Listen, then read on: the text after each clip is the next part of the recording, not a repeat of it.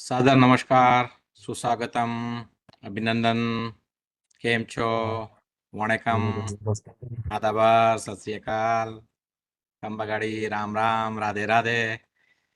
A very good afternoon to all of you.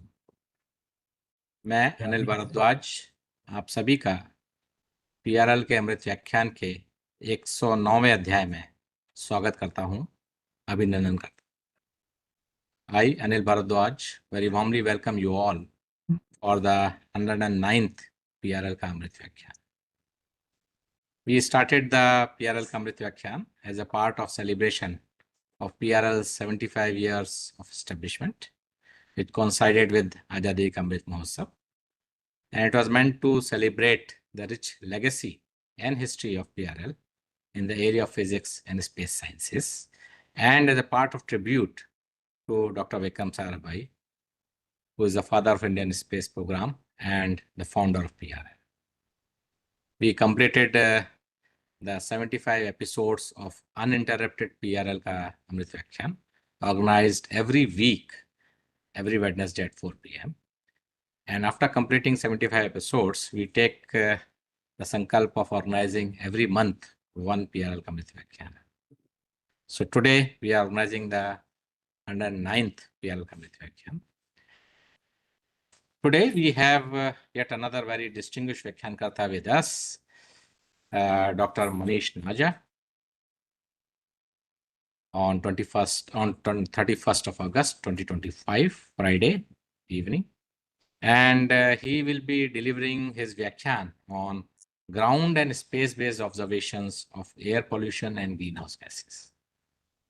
As you all know, this is a very contemporary topic and is quite apt for PRL Kamrit Vyakhyaan because we are all concerned with the increase in greenhouse gases as well as air pollution. And so his Vyakhyaan will be covering of how the things are progressing and how the science is progressing in these areas and what are the things we have to do to probably mitigate it. I thank Dr. Manish Naja on behalf of the PRL and the PRL Kamrit Vyakhyaan Committee for agreeing to our invitation and to be with us today for delivering this PRL Kamrit Vyakhyaan.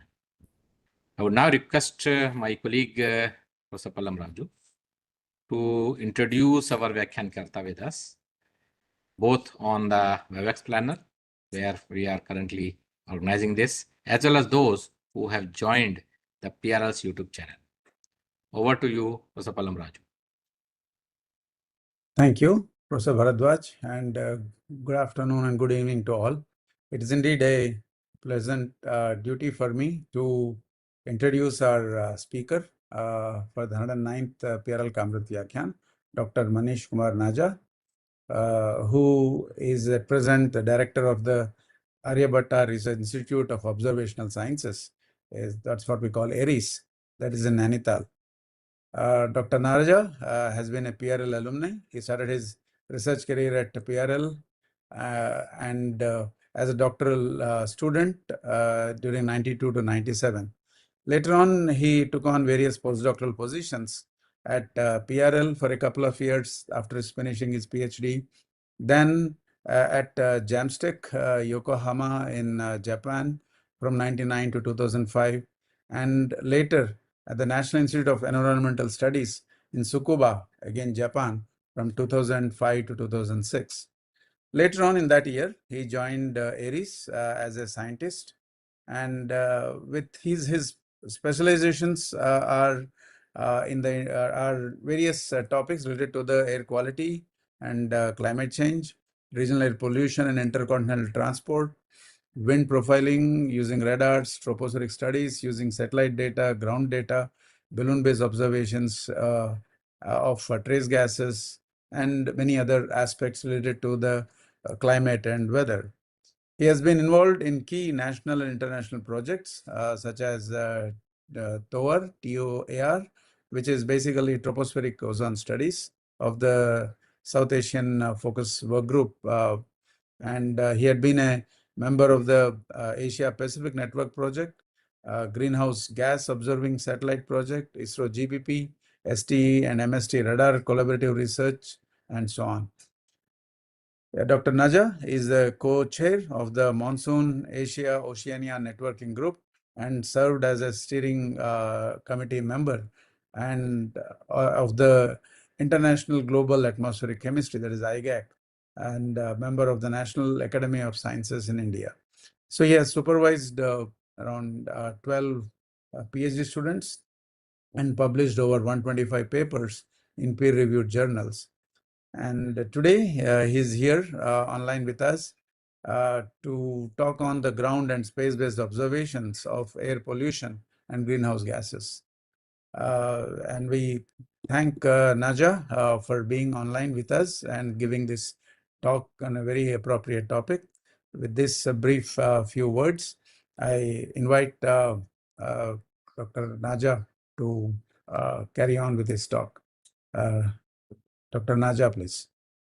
The floor is yours. Thank you very much.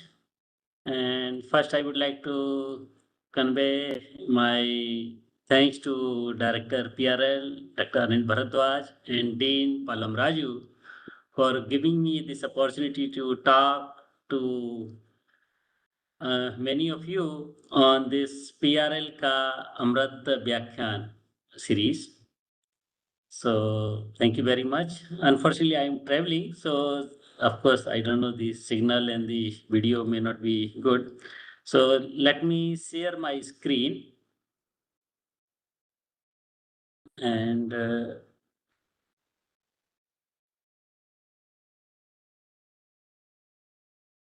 I think I hope the screen is visible. Yes, it is. Yes, it's visible. Yeah. Okay. So yes, so as director mentioned, so the talk is basically on the troposphere and the ground space-based observation of air pollution and greenhouse gases study. So what is basically I'm trying to discuss here on the importance of the both ground-based and space-based observations and where we are lacking or both way in the ground base or in space base, what to do for the next future direction also that I'll be concluding. So as I come from the Aries Nainital, and before we move further, I would like to spend few minutes on the my institute and so that is here and you can see and Aries basically we have the three campuses. Our main campus you can see on this left hand side which is in the Nainital. So this is our main campus. Our second campus is in Devasthal. Nainital is around 2000-meter high altitude. You can see the mountain top here. And right hand side we have another campus at the altitude of 2.5 kilometer we call Devasthal. Recently, we have started one another, we say transit camp kind of thing. That is, you can see the background is Haldwani. So that also we have started some observations. So these are the three campus. And very briefly, in Aries, basically we are having the two research division. One is the astronomy and astrophysics division, which focus on the galactic astronomy and the extragalactic astronomy and sun and solar system. Another division is atmospheric science division, where we have the research on the trace gases, aerosol, meteorology, and dynamics.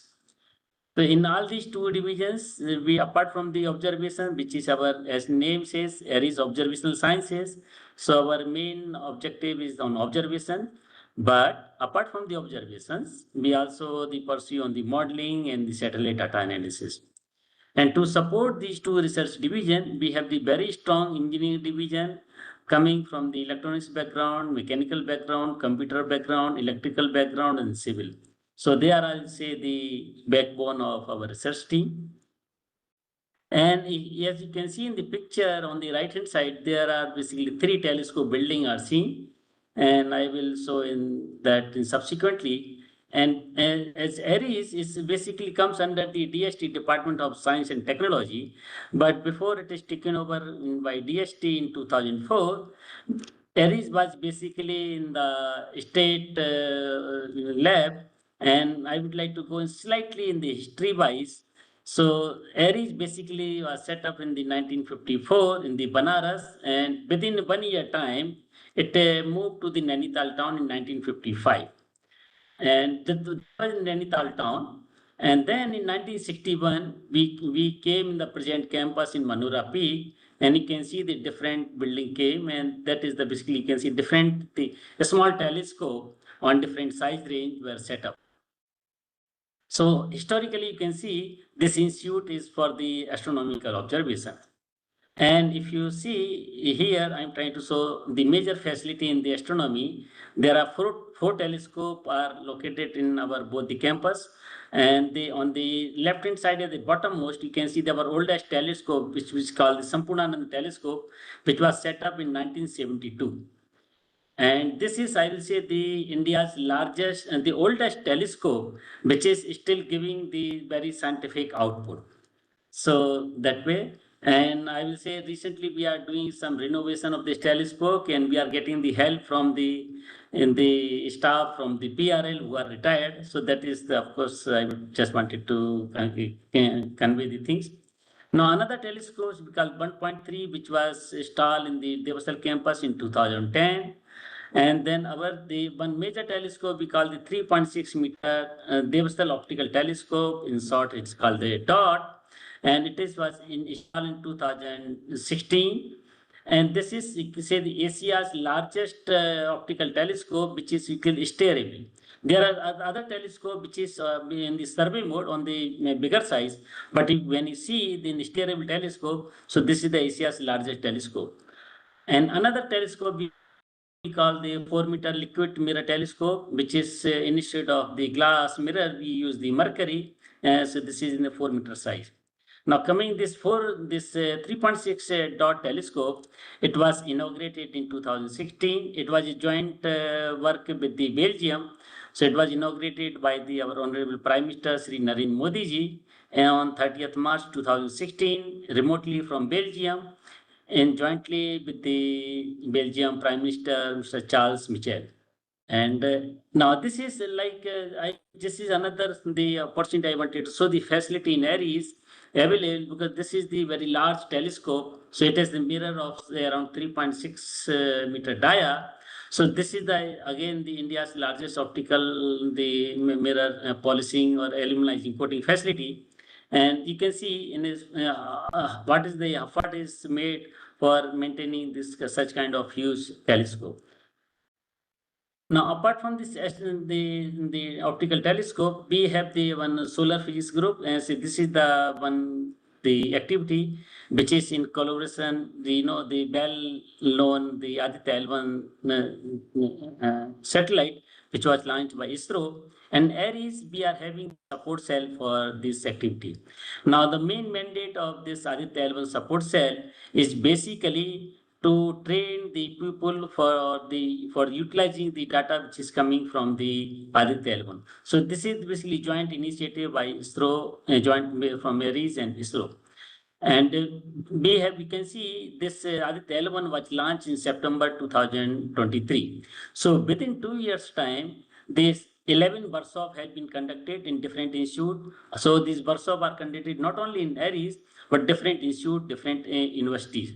And so far, the 330 students have been participated and have been trained.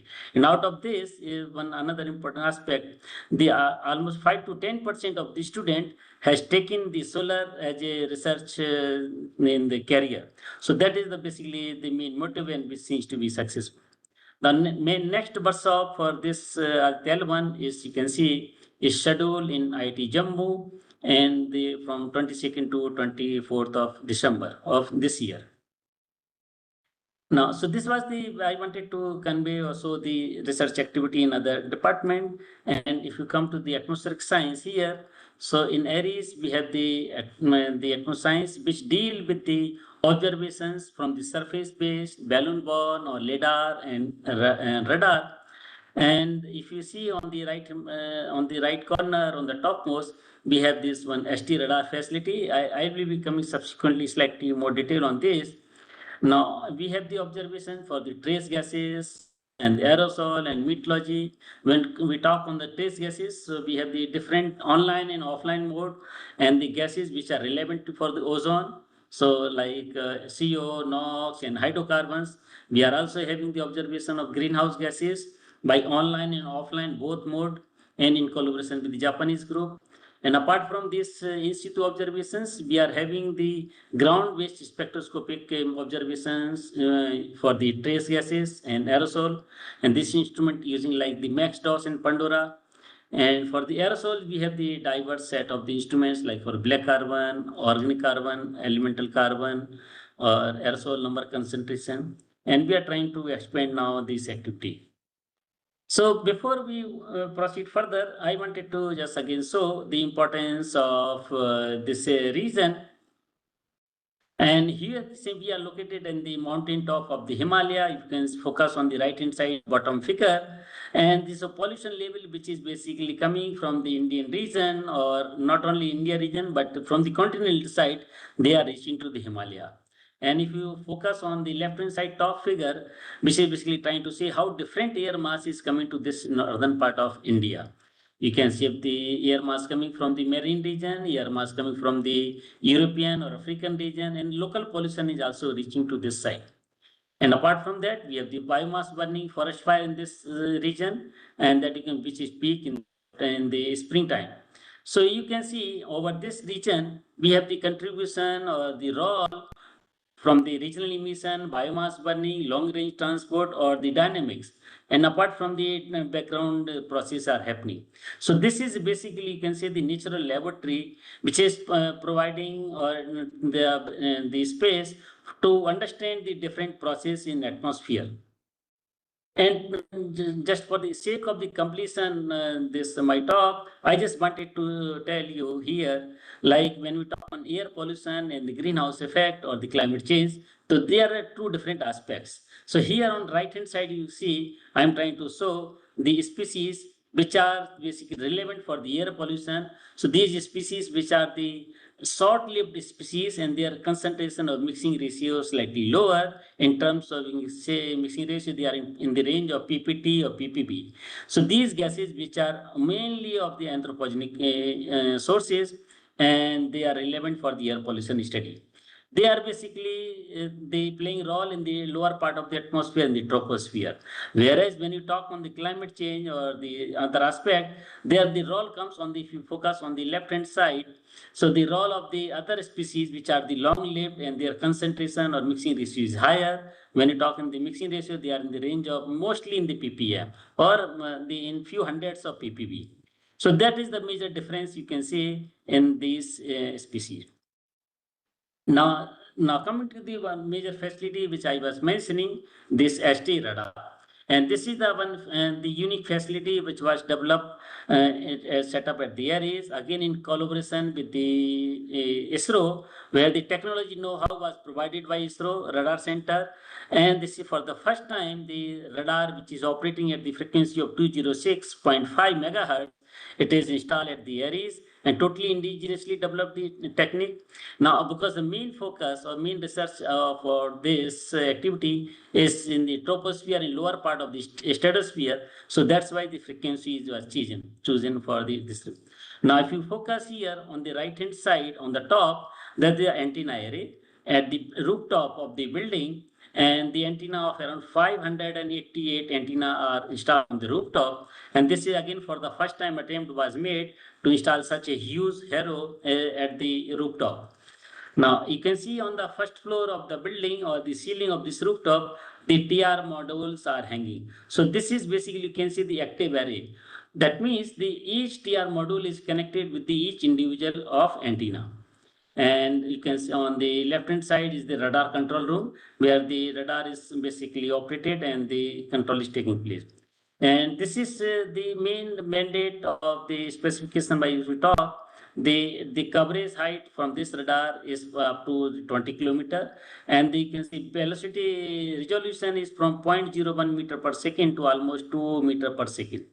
And now in a 10 minutes, the entire average profile can be taken up to 20 kilometer. But of course, you can have the slicing, like if you coverage in the lower altitude in the different mode, the profile can also be taken in the less time, almost you can say few minutes also. So here, if you see the one example, I'm trying to say importance of this region and how the useful is the radar. And this is the one topopause fold, the distribution around the globe. If you focus on the figure on the left hand side, and during the different season. So you can see the India is looking here, and you can see in the spring, the topopause fold is basically just above the northern part of India. So here this is, you can see in the springtime when the mostly tropopause fold is taking place. But of course, in the rest of the months, it is not that much prominent. And in this sequence, I'm trying to show here this one very interesting result, identifying of the tropopause using the ST radar data. And of course, one important aspect thing, like the mandate for the ST radar was up to 20 kilometer, but on the few events, like of course, depend on the moisture in the atmosphere, when you have the more moisture, you can have the better echo, and we got the signal up to, from the 30 kilometer also. So that is the also one the advantage of such kind of the facility. Now, the main important point when I was talking about tropopause, you can see in this tropopause very clearly you can identify even with the wind speed and the height of around the 18 kilometer. If you see below 18 kilometer, wind is basically from the western side. So westerly wind, and above the tropopause you have the easterly. So best changeover of the easterly or easterly you can see on the up and down side of the tropopause. So very clearly the tropopause is marked. So that is also one the unique the points which you can see from this radar we can find out. So this is one typical example I was trying to show. Now here the another example, the advantage of the ground-based observation, and when you talk on the reanalyzed data or something data assimilation which is done from the satellite. So here you can see on the left hand side the winds obtained from this radar, and middle panel is showing the winds obtained from the reanalyzed data, and right hand side is basically vertical wind. If you compare, the broad feature is which is in the reanalysis data, that is very clearly the matching with the observation. And the different panel is showing for different days. So top panel is for the 20th April, mid panel is for 21st April, and the lower panel is 5th of May. Now, what I am trying to make here, like importance of the ground-based observation. If you focus on the event of the 21st of April, like broadly the reanalysis showing the jet at the altitude of around the 15 kilometer, and that is rather continuous with some week around the 10 to 14 hours. But if you focus on the point observation, there is very specific event is seen around 11 hours, which is completely missed by this reanalysis. So that is the basically one point, like when you have this kind of study with model based or the space based platform, see small events of short term event can be missed. Now this event is also catched by the vertical wind, and now what is the another advantage? So I will say the luckily we had the balloon flight on this day, and I'm trying to show the balloon observations on the same on 21st of April. Then how the effect of the downwards wind is taking place. So here is basically on right hand side you can see on the 21st of April the red color which is the ozone, and you can see the enhancement of the ozone which is coming down from the stratosphere height, and which is very clearly seen with vertical wind also. So you can see the event of the downward transport of ozone is very well captured here. And of course, on the left hand side, you can see the potential vorticity that is also very well showing around the Nainital region, very high level of the potential vorticity. So that is the indication that the downward transport is taking place. Now, so this was the on the sample set of the role of the meteorology, and I'm coming to the another aspect, that is the role of the study based on the aerosol. And here I'm trying to show when the network-based study, which is taken up by the ISRO GPP program under the RFI project. This is the lead by the SPL group, and in this program there are the 42 observation sites across the India. Now, broadly, this aspect of the main objective of this project is not only the observation and doing the air quality, but apart from that, it is mandate is also to simulate the data and the assess the regional quality, regional radiative forcing, and do the climate change study on the regional aspect. And apart from that, it is also the study on the specific location wise also, effect on the monsoon, on you can see the how effect on the glacier is done. So this is the in general objective I am trying to focus. Now here I am trying to show one aspect which is done by the SPL group, and that is best utilization I feel of such a huge data. And when this ground-based observation of 42 sites are combined with the observation from the GOSET data. And you can see on the right hand side on top panel, and the second layer is the basically observations from the network. And those are how good they are utilized to make the graded map of aerosol for the Indian region. Now you can see again, like of course there are difference in the ground based and the satellite based observation, because we know the satellite based observation will be having the less sensitivity for the surface data. But still in the springtime, when of course the emissions are higher, the correlation is much higher, that is around 0.7. But in winter time, when the boundary layer height is low and the emissions or the pollutants are trapped, so the most the rich level of the black carbon or the aerosol level, they are at the lower level. So satellite is basically missing those observations. So that is, you can again see slightly indication of the disadvantage of the satellite, that they will miss this ground information when the boundary layer height is much lower. Another aspect is also covered in this RP project is studying the particle profiling, and that is also seen. And also with the ground-based, the or in situ observation, we can see how the aerosol observations, when you see on the in situ observation, the different aspects comes out. And if you focus on the right hand side on the bottom panel, the contribution of the course mode. So you can see the absolute number is slightly lower and it is reducing when you go up. But if you go up, the contribution of the coarse mode aerosol is increasing. So this kind of thing is also very advantageous when you have the in situ observation. The specific information can be obtained from this kind of observation. With considering this importance of this region, the international campaign was conducted at the Nainital. We called it the GWEX. It was in the joint collaboration with the ISRO, ISC, and the US Department of Energy. A lot of instruments of the aerosol and radiation were carried out at this observation site, and the balloon flight was also conducted. And we have very interesting result. And here I just show very highlight of the results here. And like one observation, you can see we found of course this was known in this region in northern part of India, but the aerosol layer, this also called the Atal layer. Similar observation is also carried out in the NARL Gadanki. So this kind of layer is seen around 200 hectopascal region. Now, another aspect is, as I was telling, we have the observation site at the mountain and the fertile site, and you can see under this program, we found very drastic change in the black carbon from the when you see fertile site to the mountain side. The level is also very high at the fertile site when you compare with Nainital, and the pattern is also changing. Like fertile site, both these sites you can see they are at the distance of around the 30 to 40 kilometer, and within that distance you can see such a different pattern in the Dano cycle is indicating how pollution from the surface level can lift up from the boundary layer and reach to the mountain side. And that's why you can see in the Nainital region, the daytime high level of buildup on this in the top figure. Now, another impact contribution for this region from this RP project is the very long-term data from the black carbon.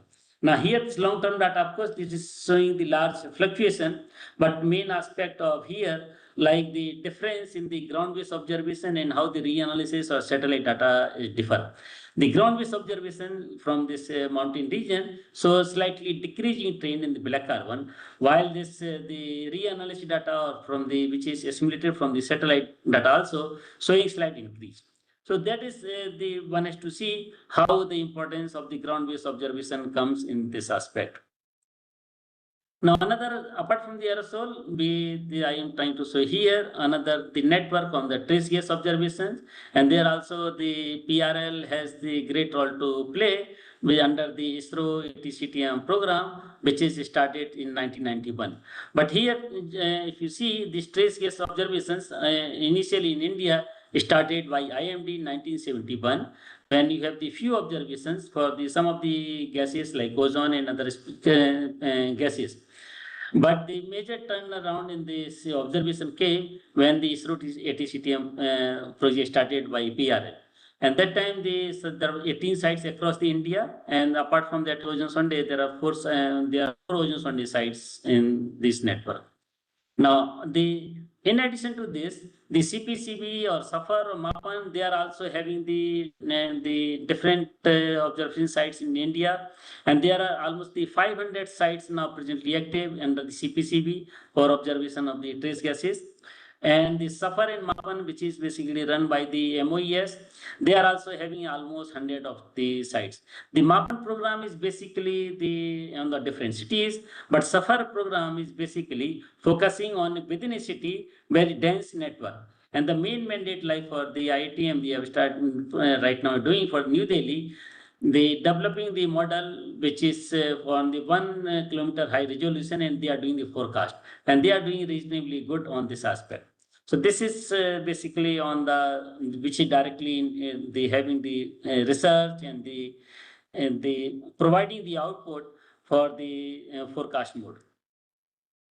Now coming to again on ozone on the Nainital, and here is the one snapshot I am trying to show here. This the right hand side figure showing the long term change in the ozone from 2006 to at present, and you can see generally there's slight the increasing trend. But if you do the piece by analysis, and you can see they change around in the stories around 2015 and 16. So until then, they like 2015, 16, it is having slightly decreasing trend. But after that, the increasing trend is seen. Now this is basically coinciding with the change in the government policy, or you can see the control on the emissions, or the conversion of the gas in the petroleum to the CNG or the natural gas. So, and here I will like to draw your attention, like the ozone production or the loss is basically decided by the photochemistry. And when the photochemical reaction of the hydrocarbon or the NOx or CO happen in present sunlight, so ozone production takes place.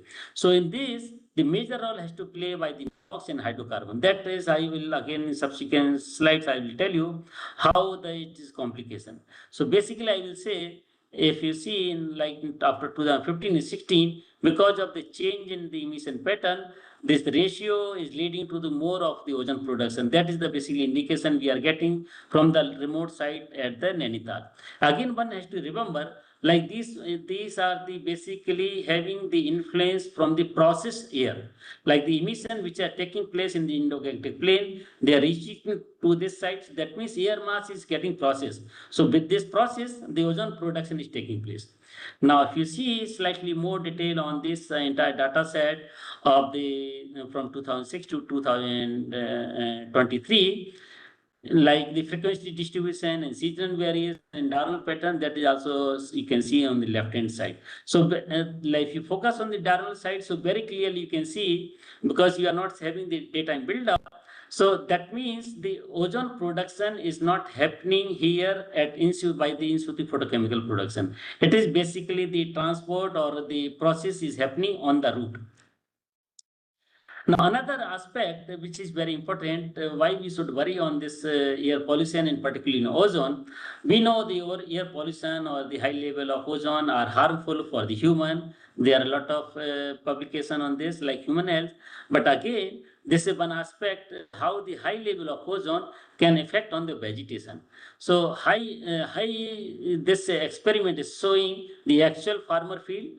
And if you focus on this, there one circle kind of thing is seen. So in this experiment is just done in the free air kind of thing. And in this circle, high level of ozone is released in the air. And this experiment is done for the few days. So like for 7 to 10 days, high level of ozone is released in this area. And now you can see what is the effect of this high level of ozone. You see here on this left hand side, the pop-up. This in background condition, the temperature is around 30 degree. But when a high level of ozone is released here, you can see the temperature increased to almost 34 to 35. So this increase in temperature because of ozone, this is reduce the transpiration in the vegetation, and this rise the temperature in the vegetation, and that ultimately reduce the growth. So that means high level of ozone reducing the growth of the vegetation. Now, on this SRO-ATCTM project, we have the network of the observations from the 1820 sites, and those all observations for the first time, actual observations are utilized to estimate how they are going to reduce the crop. And this plot is showing how the India is divided in the 4 regions like north, east, and southwest. And you can see the production of the wheat can reduce as high as by 10 million ton. And same thing, if you see the rice production can also reduce by almost 2 to 3 million ton. So that is the impact you can see with high level of ozone. And this is again, I am repeating, this is based on the ground-based observation. There have been studies using the model and satellite data, but this is from the ground. Of course, we have used factors; those are not based on the Indian the scenario, and because it is difficult to obtain. So this we have used the factor from the European regions. Now, okay, previously I was mentioning about the dependence of the ozone, and that is the comes here. As ozone production is highly lonely, it lonely depend on the precursor gases, hydrocarbon, NOx, or CO, and ozone production efficiency is very high. So hydrocarbon play very important role. Like here on this figure, I am trying to show here on the left hand side figure, the x-axis hydrocarbon, non-methane hydrocarbon, and y-axis NOx, and you can see shaded area is showing the ozone loss area, and the contour with the clean area is showing the ozone production area. So you can see the marine or remote region are mostly in the low ozone area or the basically ozone loss, because there the NOx levels are high. Or that means the either NOx or hydrocarbon both has to go in parallel. So that means if you go in the urban area where NOx and hydrocarbon level both are very high, the ozone production will be very high. And but again, in this, NO is also playing another critical role. Like you can see, this is on the right hand side, one bottom. This is the experiment long way conducted over the Indian Ocean region, and you can see in the ship the ozone level, which is in the clean air, is around 10 to 15 ppb. But when the emissions, when ship stops, the high level of NO, which is from almost 10 ppb, T2 goes to 200 ppb, and it titrates the ozone. So ozone level is basically coming to almost zero. So that means the sudden increase in NOx level can also reduce the ozone. So emissions or high level of NOx or hydrocarbon has to go in parallel. And this phenomena we also define with the like NOx limited regime or hydrocarbon limited regime. So that means how ozone level is controlled. So theoretically, if you see, it is considered with this theory which map I am trying to show, like urban area are basically by the non-methane hydrocarbon limited regime, whereas background or the rural area are NOx limited regime. So this is basically on theoretical. Now I will tell you, so here the how the model based or the satellite based or the ground based observation perform. So this is the one study which is carried out over the Indian region using the model, and this is also in agreement with the satellite observation. So this is showing the how ozone level can be controlled when you have the NOx or VOC limited regime. This is based on the formaldehyde to NOI ratio. And if you see this plot, which is like 4 plot, one is a winter, spring, summer, and autumn. And you can see most of the time in India, if you focus in the summer and autumn, it is basically NOx limited regime. When I say this yellow color, this is indicating of the NOx limited regime. This value is less than 0.28. Sorry, more than 0.28. But if you focus in the winter and spring, this is VOC limited regime, particularly in northern part of India. So it is basically, you can see, in modeling based or satellite based study shows like mostly Indian region is NOx limited regime, but for some time or some region it can go to VOC limited regime. And now here is another study conducted by the British group, and again this PRL group and the ISAR Mohali. They indicate like over the Delhi region, it is mostly the VOC limited regime. So here you can see the contradiction between observations and the modeling and satellite. And same thing like this in agreement with the Delhi, our study also indicate the similar situation over the Nainital region also. So considering this, we also have the observation of the different hydrocarbon at this our Himalayan side. And we have the basically the gas chromatography based observation where the only few tens of the hydrocarbon can be made. I know, I'm aware, like in PRL or IISR Mohali, they have the mass spectrometry based observations where few hundreds of the hydrocarbon can be made. So, but unlike that, but I'm trying to show this our limited study which is made, and here for the sample I'm trying to show the observation of the BTX. So as I was mentioning, we have the two sides. One is the mountain side and another fertile IGP side. And you can see very clearly the levels in the fertile IGP side, which is in the light blue color, it is much higher. But in the mountain side, the levels are almost more less than half or the 1/4 or 1/5 level. So this is in general, as you can see, expected. Now our idea was also, because we know the hydrocarbon play important role in ozone, but it is also having the impact on the health. So our also idea to assess how this risky of this hydrocarbon level, particularly this BTX or benzene, and we based on our this observation from the mountain side and the IGP side or fertile side, we make this assessment, and it's called the hazard ratio.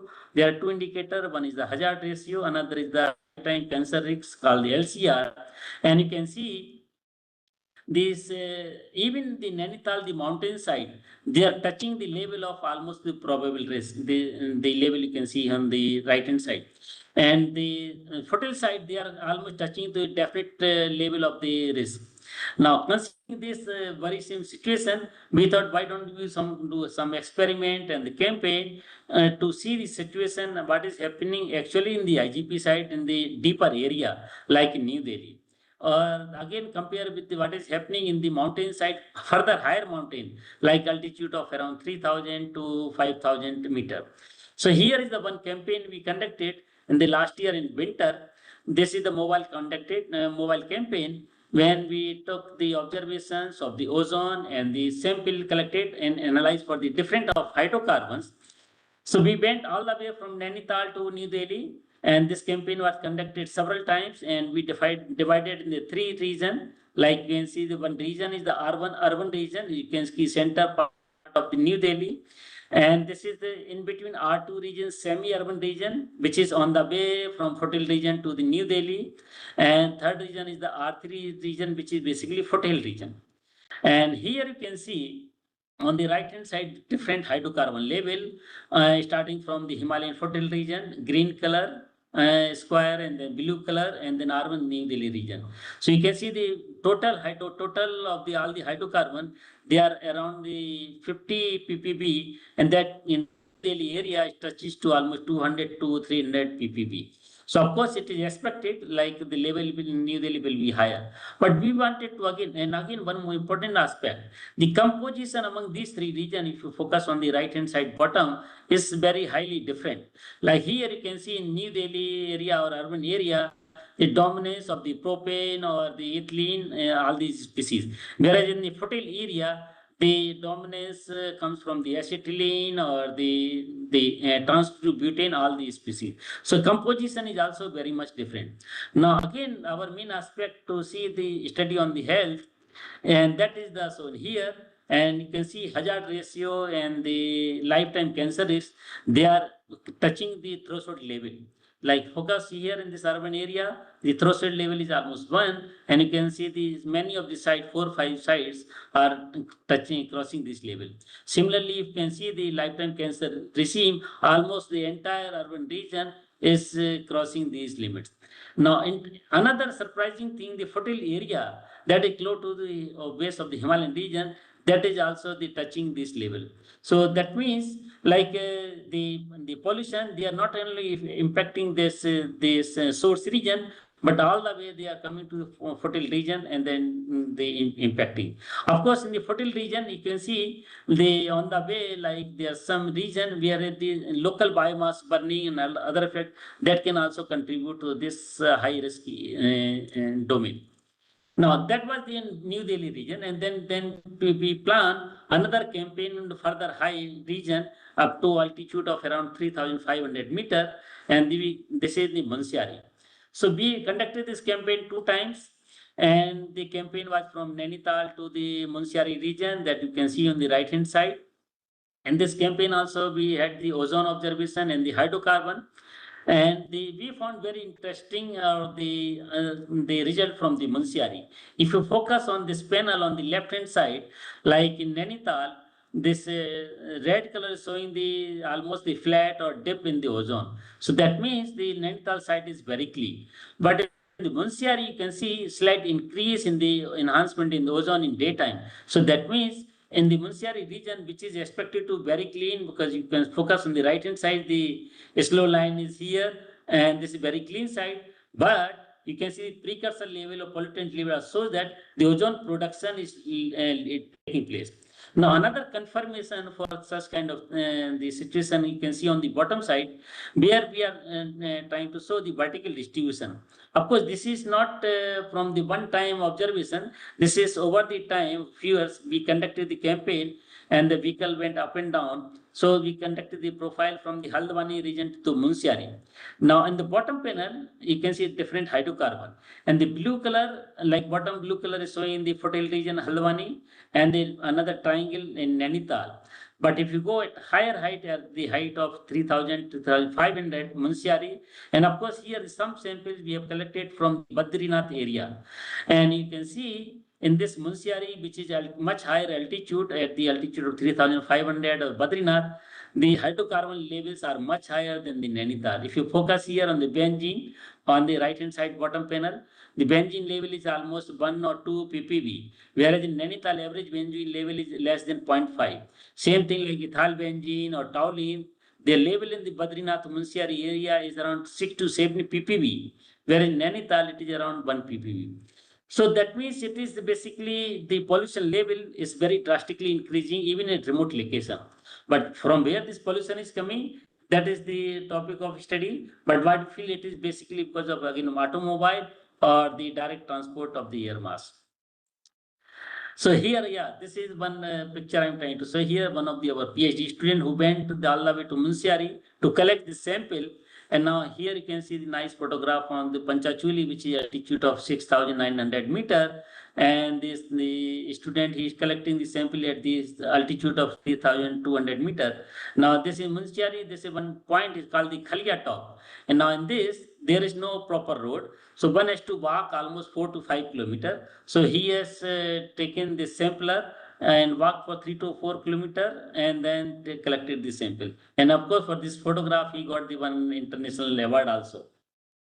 Now, the another aspect which we are also very much interested, like apart from this observation or the in situ observation of forest gases, how this observation can be utilized to validate the satellite. Now, for that, the spectroscopy based observations are very much useful. So these instruments, they are almost the same principle which are basically in the satellite.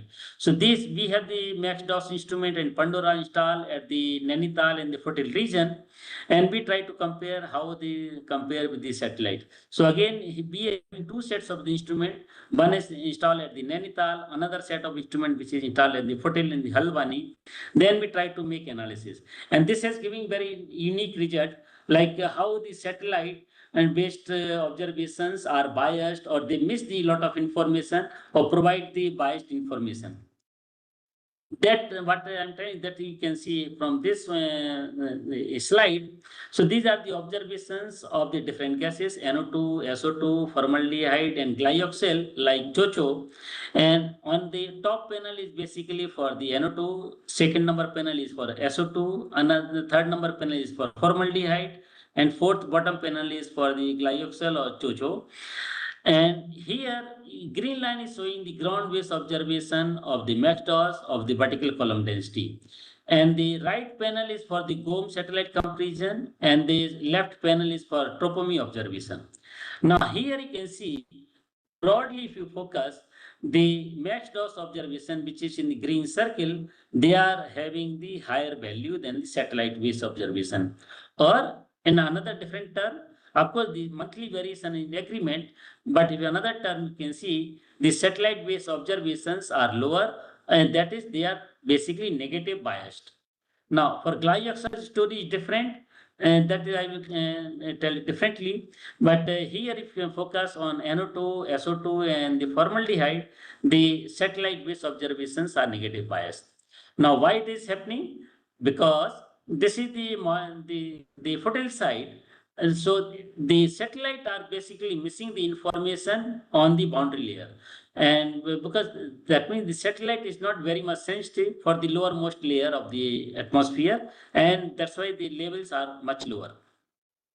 Now, this was so what I am trying to say, the fertile side or the polluted side, the satellite based observations are negative biased. If you come to on the mountain side, it's the other way around. Here, the satellite based observations are positive bias. Like here, this I am trying to show the formaldehyde or the NO2 is same, the like features are same. And here you can see the green color showing the satellite, James satellite observation in total column, and blue color is showing the Pandora observations, which is again total column. And the bottom figure is trying to compare with the lower troposphere column. So you can see the James, which is the Korean satellite and geostationary orbit, it is having the positive bias. So now you can see previously on the mountain side, the fertile side I was mentioning, the satellite observation negative bias, but at the mountain side, the satellite observation a positive bias. So that is again confirming, like because in the fertile side we are missing the boundary layer information, so they are negative. And this is again repeated or confirmed by the Korean group. We have the Pandora versus tropomic observation and the validation, and you can see focus on the right hand side panel when the polluted side or urban sites are showing the negative bias, whereas the background side they are showing the positive bias. So this is basically you can see how satellite behave differently for different sites. Now, here is another the aspect I am trying to show the contribution from the different layer. So this is the again Pandora instruments, and when the formaldehyde observation are classified in different layer. So here you can see again the major contribution coming from 1 to 2 kilometer layer. This is top figure. If you focus on green color and the red color, on the blue color and green color, like almost you can see 30% contribution is from this layer. But if you go slightly above, like 2 to 2.5 kilometer, this pink color, the contribution is significantly reducing. Now, another important feature is captured by this study. You can see in monsoon time, like in July and August, this contribution for the higher height is suddenly increased. And that is nothing but we feel like the Assam region, this is Asian summer monsoon anticyclone region, which is dominant in this monsoon time, and that is leading to lift up of the pollutants. So that is the another aspect is very clearly seen from this year. Now, this is also confirmed. You can see the how satellite has the biasness. This is another in the study made over the Chinese region and other global network site. Like here, you can see the methane observations over the Vyakhyaan. So ground-based observation in tropomy, the tropomy is showing the negative bias here. And this is also same feature is also seen for the formaldehyde from the network of the site. And you can see the how positive bias and the negative bias happening in the around the different network of the site. Now here is the another aspect. We have the ozone sonde data from here, and we utilize the insect 3D data for the first time to obtain the vertical distribution, because the insect is geostationary satellite. So we were interested how the Indian geostationary platform can be used to in the retrieve the information. And we have the ozone sonde observation, and we utilize this observation to make the retrieval of the ozone. And in the reason, this the blue color line showing the insect data and red color is showing the ozone sonde. So the throughout the year from like all the 4 seasons, the agreement is very good, except you can see in the tropopause region or in the lower troposphere, there is some disagreement which is expected because this highly unstable region, but otherwise this is showing very good agreement. Now the another I'm coming to the on the greenhouse gases, and this is the statement made from the United Nations Secretary, and because there are some group of scientists, they are still doubtful whether the global warming is real or happening. But this is the very clear message, like global warming is real, and that influence is seen from the different the aspect, like even oceanic region, and that is having the indirect influence on the extreme events. So here the one, the of course I am trying to see the budget aspect, and that is the main reason for this carbon study, carbon cycle, and trying to show the missing thing. And you can see like 5% of the budget imbalance, and that is one can see how the budget is not studied well. And so the observation can also be useful for this kind of study. So this is showing this imbalance is actually leading to growth or increase of the greenhouse gas. So we need to well understand the budget part. Now in this view, we have the observation at the Nainital since 2006 in collaboration with the Japanese group, and you can see the how systematically the CO2, SF6 or the methane and N2, they are showing systematic increase. And just you can see the CO2 level is almost is looking like a killing curve, which is very famous for the Mauna Loa. And you can see we started observation in 2006 when the level was as down as 360 ppm. Now level is touching to almost 440 ppm. So you can see this how is the situation of the CO2 level. Now another important aspect in how differently behave, so different behavior of this region, which is the like in the Nainital region mountain, this is full of the forest. So this is leading to very high seasonal amplitude. You can see this is the comparison plot, and you can see in Nainital the seasonal amplitude is almost 30 to 40 ppm, like peak to peak, and this is very large when compared with the Mauna Loa and another sites.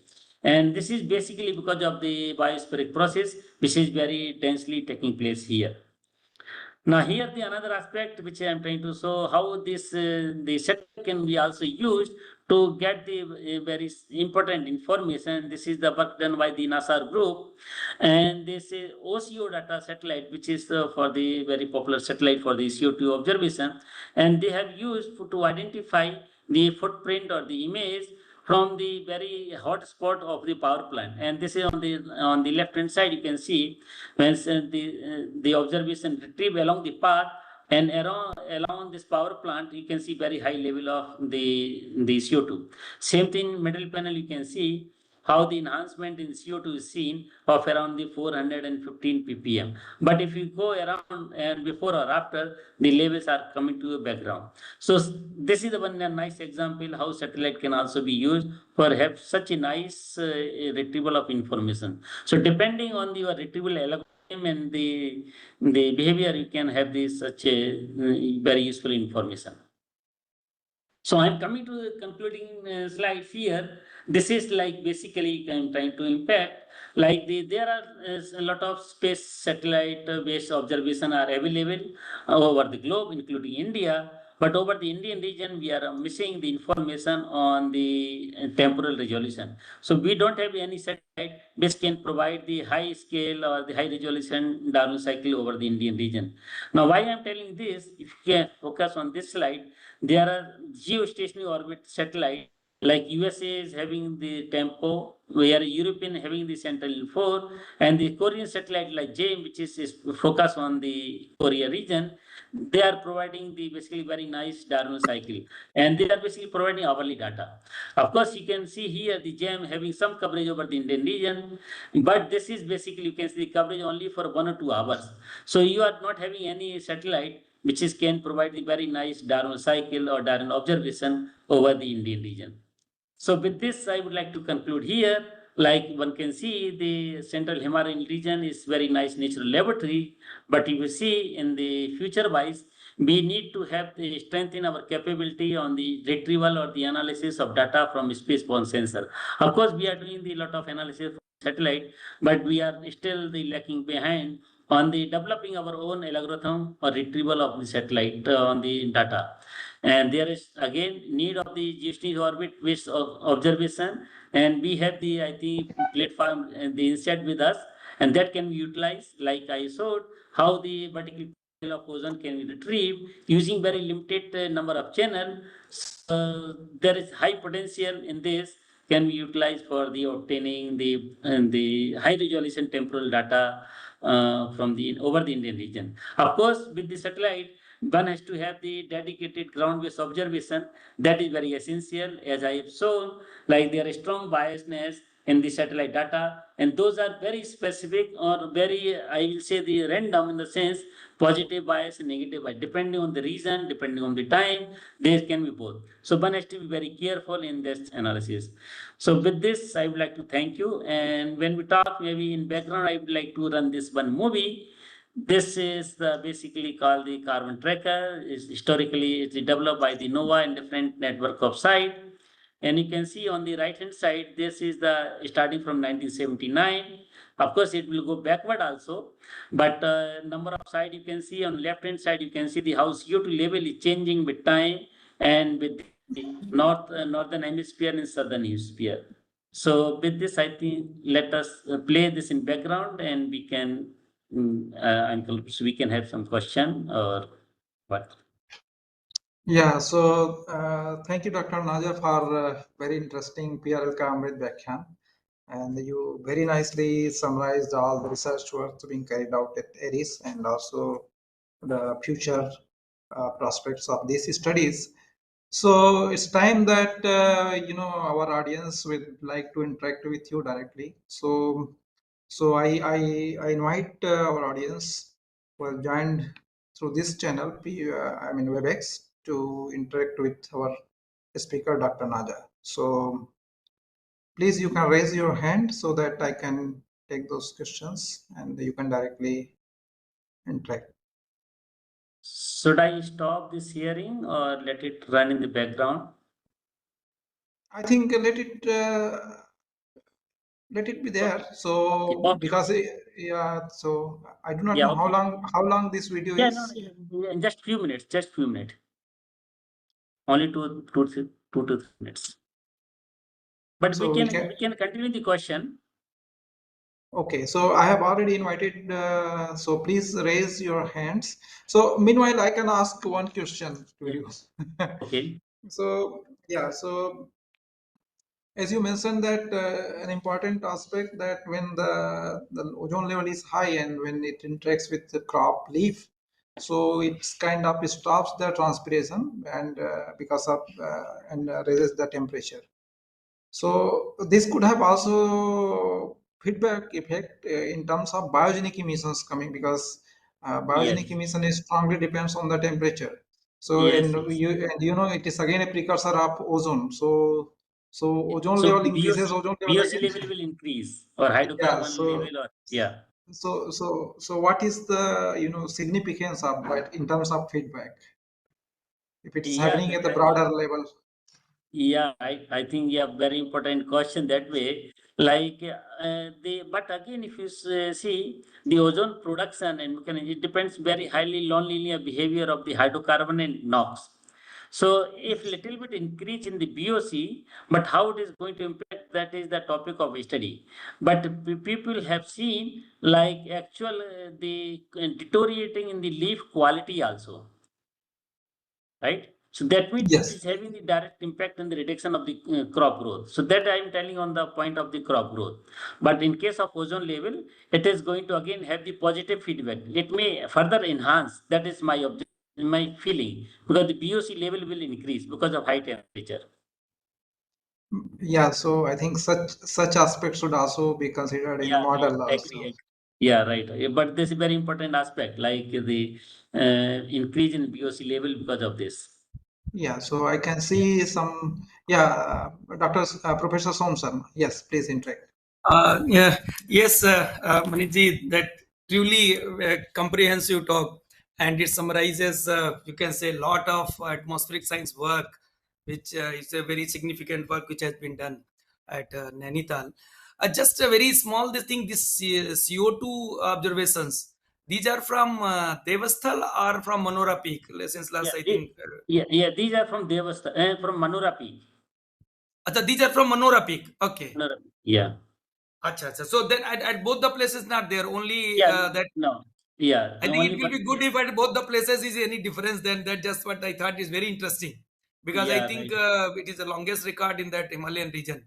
Yeah, right, if I'm right. not wrong. But Yeah. we are thinking, but of course, let us see how happen. But we are thinking to at least for some time to make some comparative analysis and find out if there are any distribution, and again make more budget estimate kind of thing. Yes, yes, that will But be yeah, very useful. but Very, very but nice. Okay. yeah, but we have done some exercise on this line with the making observation of ozone and the some of the hydrocarbon. So our Okay. assessment that we didn't find much difference in between Devasthal and the Manora Peak. Okay. But if you see, like when we went further up in the Munsiari, that is Hmm. process is totally different. So that is the so instead of Devasthal, it will be much better if you suppose have the sampling of the greenhouse gases at the higher height at the 3000 or the 3500 meter. That will be Their much of processes are better. different. Yeah. Yeah, that's good. Thank Yeah, you. Very in the nice. like process me in the sense of biosphere and also in the because of the transport and the emission ratio. Yeah. Okay. Thank you. Very nice and comprehensive. Thank you. Thank you. And now we have Professor Harish Gadwi. Please, Harish, you can interact directly. Hello, am I audible? Yes, Yes, yes. yes.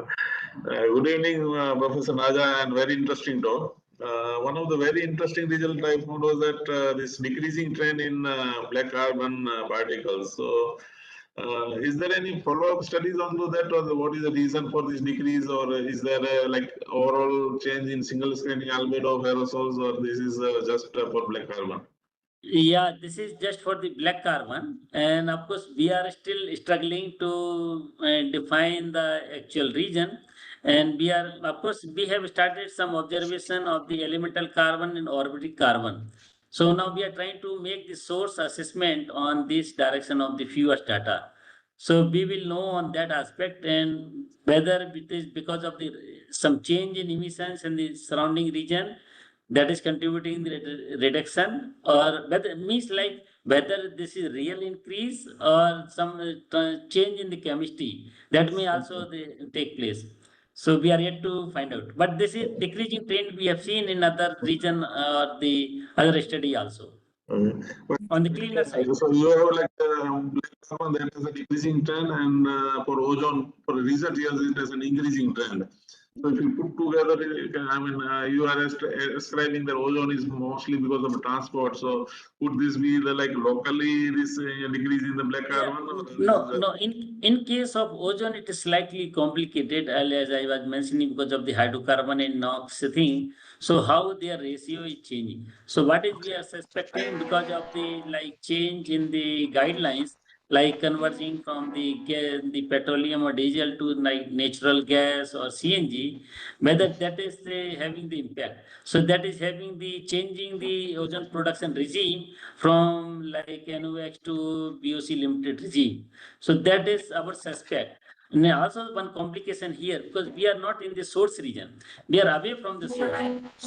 So how this process is taking place on the base, so that is the basically one thing we have to find out. thank you very much. Then.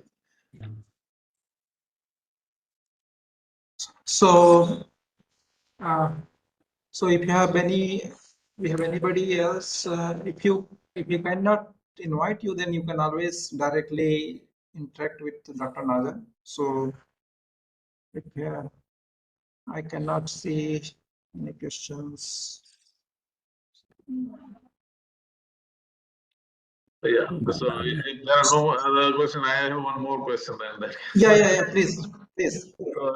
Professor Naja, you also showed this vertical profile of ozone using inside 3D. So, can you tell us more about it? I mean, what is the algorithm or channels they are using for this? I mean, I thought that it would require very high resolution observations, but I was not aware that Yeah, inside 3D. of course, I didn't tell in the more detail.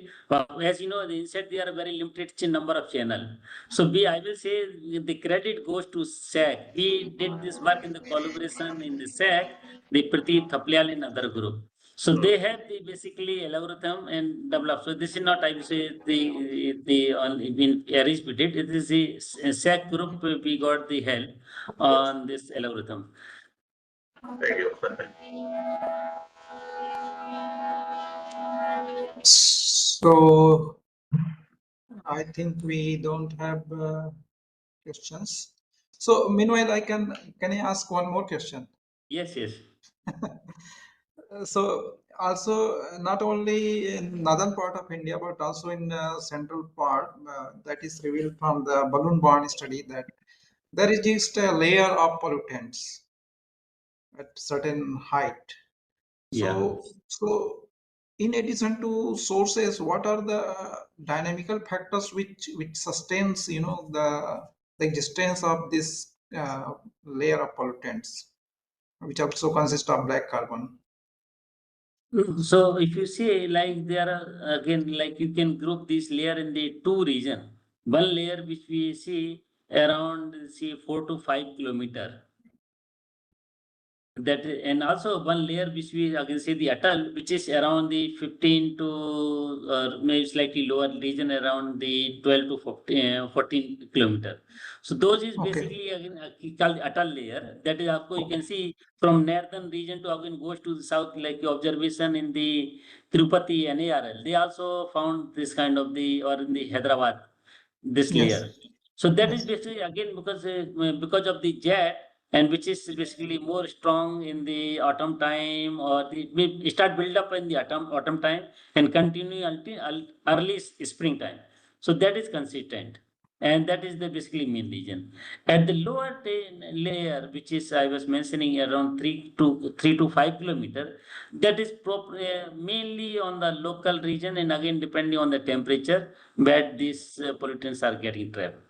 So lower layer is basically on the less on the local processes or dynamics. And is it the kind of extension of what you call Tibetan anticyclone, or that higher level? Yeah, this I think the atoll layer, you can say again extension of the Tibetan anticyclone region. That is true. Okay. So I think this is last call from my side. If anybody would like to interact with our speaker. So I think there is yeah, we don't have. So okay, so Lokesh, can you check on the YouTube? Any questions? So yeah, we need. Do you have any questions from YouTube? No, there are no questions on the YouTube. Okay, there are no questions from YouTube. So with this, we have come to kind of end up our today's program, Amrut Vyakhyaan.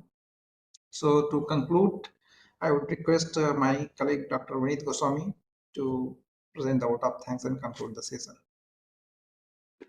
Thank you very much, Professor Lokesh Sawant. So that brings us to the conclusion of the 109th episode of the PRL Amrut Vyakhyaan. And so foremost, at first, I would like to thank and express my gratitude to Dr. Manish Kumar Naja for kindly accepting our invitation and giving an excellent talk on the topic of ground and space-based observation of air pollution and greenhouse gases in today's PRL Amrut Vyakhyaan episode. I would also like to thank Dr. Naja for answering the questions. And so next, I would like to thank our audiences in this episode of PRL Amrut Vyakhyaan. Next, I express my sincere thanks to PRL Director, Professor Anil Bhardwaj, Dean PRL, Professor D. Pallam Raju, and Chair and Co-Chair of PRL Amrut Vyakhyaan Committee for all their support in organizing this episode of PRL Amrut Vyakhyaan successfully. So kindly visit our website and other platforms to know more about upcoming events at PRL, in particular this event, PRL Amrut Vyakhyaan. With these words, I propose for closure of today's episode of PRL Amrut Vyakhyaan. Thank you very much. Yeah, thank you very much. Thank you, and we apologize our